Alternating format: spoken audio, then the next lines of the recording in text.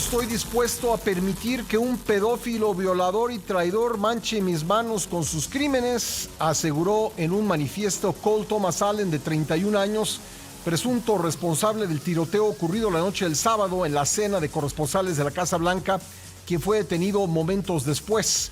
Minutos antes del ataque, Cole Thomas Allen envió un manifiesto, un escrito a sus familiares de más de 1,000 palabras, en las que se autodenomina asesino federal amistoso y establece una lista de objetivos centrada en funcionarios de alto nivel del gobierno republicano estadounidense. La noche del sábado, agentes del servicio secreto evacuaron de emergencia al presidente Donald Trump, a su esposa Melania y a otros funcionarios estadounidenses tras el tiroteo en el Hotel Hilton en Washington, D.C., donde se celebraba la cena anual de corresponsales de la Casa Blanca. Es la primera vez que Trump asistía a dicho encuentro. Este fue el momento en el que sacaron rápidamente a Trump de ese escenario.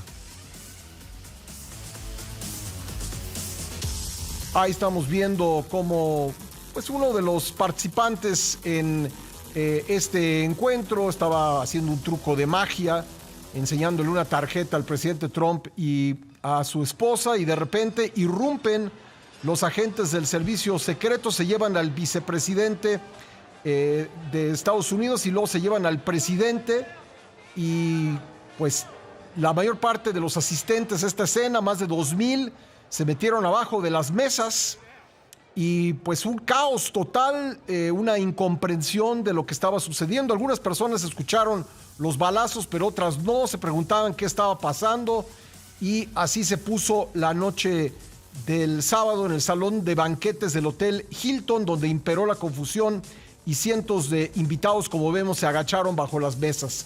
En el manifiesto, Cole Thomas Allen, ingeniero mecánico y maestro en ciencias de computación, expone una visión ideológica marcada por el rechazo a la administración de Trump y críticas a sectores religiosos, especialmente al cristianismo.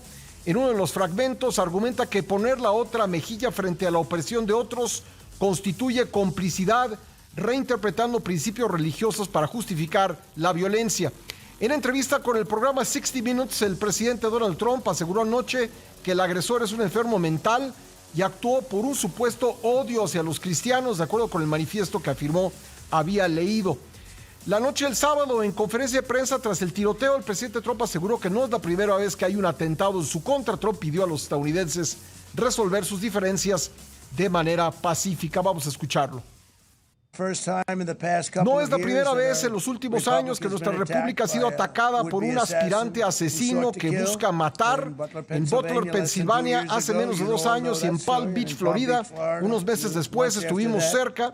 Nuevamente tuvimos un gran trabajo realizado por las fuerzas del orden, pero a la luz de los eventos de esta noche pido que todos los estadounidenses se comprometan de corazón a resolver nuestras diferencias pacíficamente. Un video publicado por el presidente Trump en sus redes sociales muestra al sospechoso corriendo sobre barricadas de seguridad mientras agentes del servicio secreto corrían hacia él. Este es el video que compartió Trump. Dijo él que por razones de transparencia, vamos a ver el momento en el que este hombre sale disparado, tratando de evadir la seguridad, de pasarse por el arco detector de metales. Ahí disparó contra un agente del servicio secreto, le dio en el pecho, pero afortunadamente el agente traía un chaleco antibalas. Posteriormente fue detenido. El secretario de Justicia en funciones, Todd Blanche, dijo en entrevista con la cadena CNN que el sospechoso, originario de California, cruzó el país para llegar a este encuentro y presuntamente tenía como objetivo a integrantes del gobierno de Trump. Vamos a escuchar lo que dijo el procurador estadounidense. Anoche ejecutamos varias órdenes de registro. El FBI trabajó toda la noche junto con las fuerzas del orden estatales y locales en ambas costas, en Los Ángeles y aquí en Washington, D.C., ejecutando órdenes de registro en dispositivos electrónicos que encontramos y que creemos pertenecen a los sospechosos. Seguimos tratando de comprender el motivo a partir de nuestra investigación preliminar. Parece que el sospechoso tenía como objetivo a miembros de la administración. No quiero ir más allá porque aún no tenemos detalles sobre miembros específicos específicos de la administración, excepto que entendemos que ese era su objetivo. Sabemos que viajó de Los Ángeles a Chicago y luego de Chicago a Washington D.C.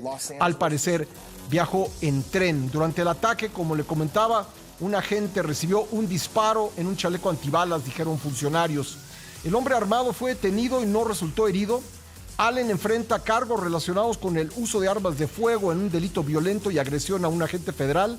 Hasta el momento las autoridades consideran que actuó solo y no han confirmado vínculos directos con organizaciones externas. Después de un intento inicial de reanudar la cena, esta fue cancelada y se dijo que será reprogramada para llevarse a cabo dentro de un mes aproximadamente. Vamos a Washington en estos momentos con nuestra amiga la periodista Adriana Gómez para pues comentar esta noticia que ha dado la vuelta al mundo, que sigue comentándose esta mañana de lunes. Por cierto, ahí tiene usted en la pantalla la imagen del sospechoso después de ser detenido por los agentes de seguridad. Adriana, buenos días, ¿cómo te va? Muy bien, Pascal, buenos días. Pues la verdad sacudidos, ¿no? Con este tercer intento, lo que parece un tercer intento de asesinato contra Donald Trump en plena cena de corresponsales de la Casa Blanca, un encuentro muy importante que se lleva a cabo desde hace más de 100 años y al que han asistido por lo menos una vez varios presidentes de Estados Unidos.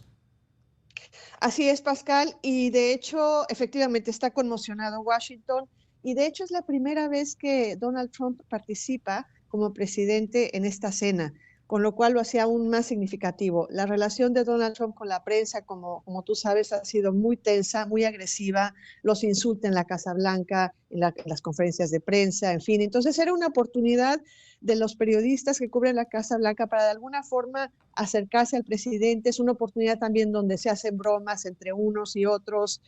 Y realmente ha conmocionado porque es la tercera vez que hay un intento de asesinato del presidente Trump.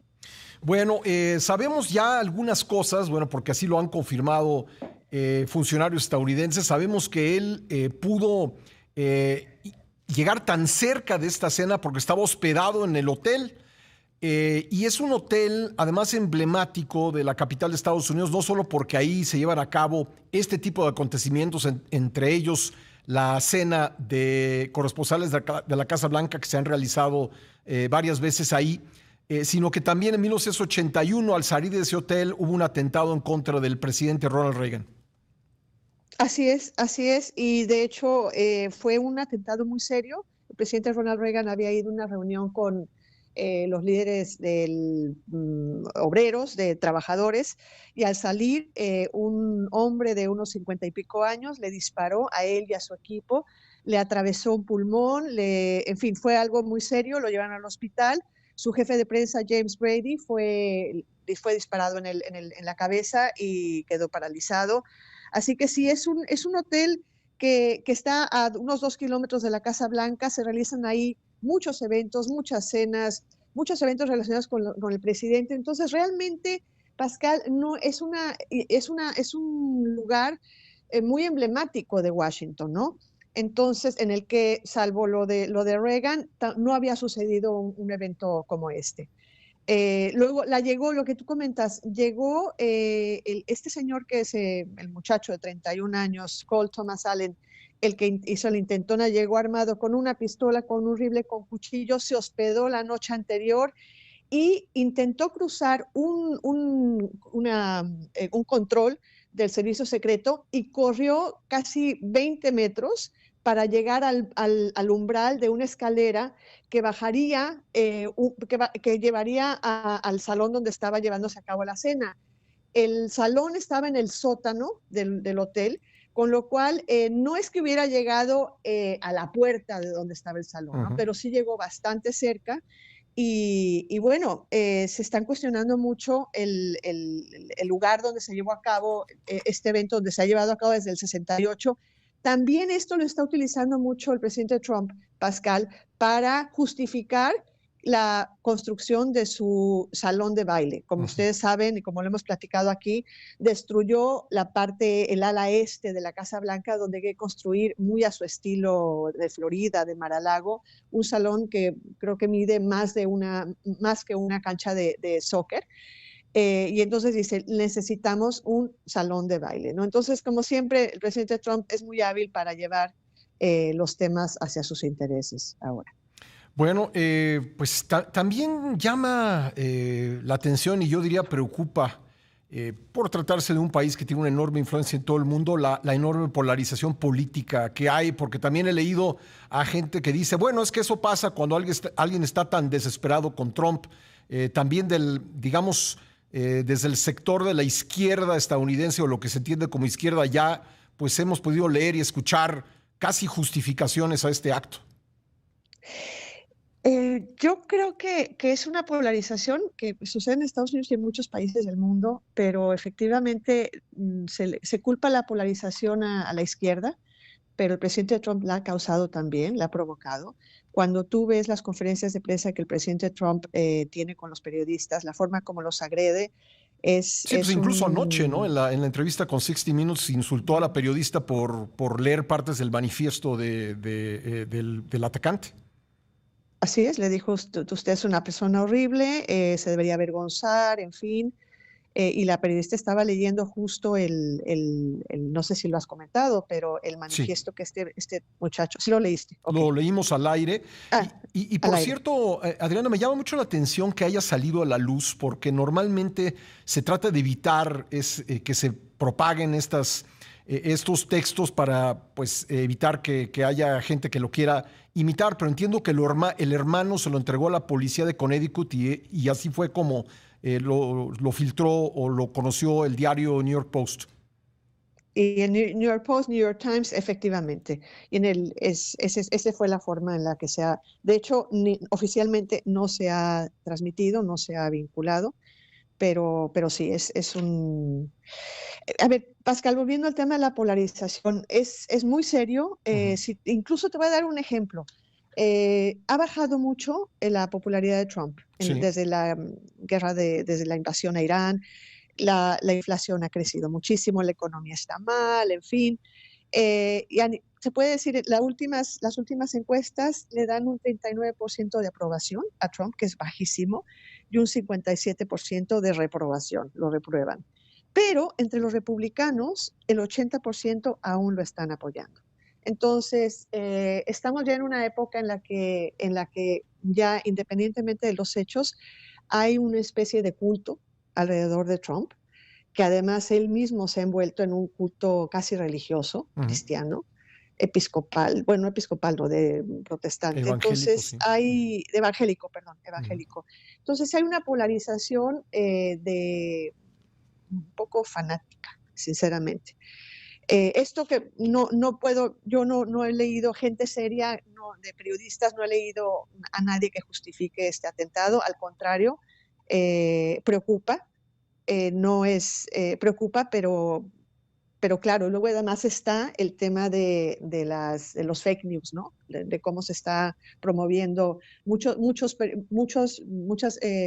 voces o influencers en las redes sociales antes de que diera la conferencia de prensa Trump, porque Trump sale a las 9:30 de la noche del Hilton, a las 10:30 en la Casa Blanca tiene una conferencia de prensa, y en esa hora empezó un caudal de rumores argumentando que esto había sido preparado, que era una forma de Trump para crearse una figura de mártir, etcétera, etcétera, etcétera, ¿no? Entonces, también estamos en una época muy complicada, muy compleja, en la que los hechos no se cuestionan como tales, ¿no? Y fomentan mucho teorías de la conspiración. Pues sí, así las cosas de una noticia que va a seguirse comentando. Hoy debe comparecer el acusado ante un tribunal, así que estaremos pendientes, Adriana, de lo que ocurra con este caso y la investigación. Muchas gracias por haber estado con nosotros esta mañana. Un placer, Pascal. Muchos saludos. Gracias. Nuestra amiga la periodista Adriana Gómez en Washington, D.C.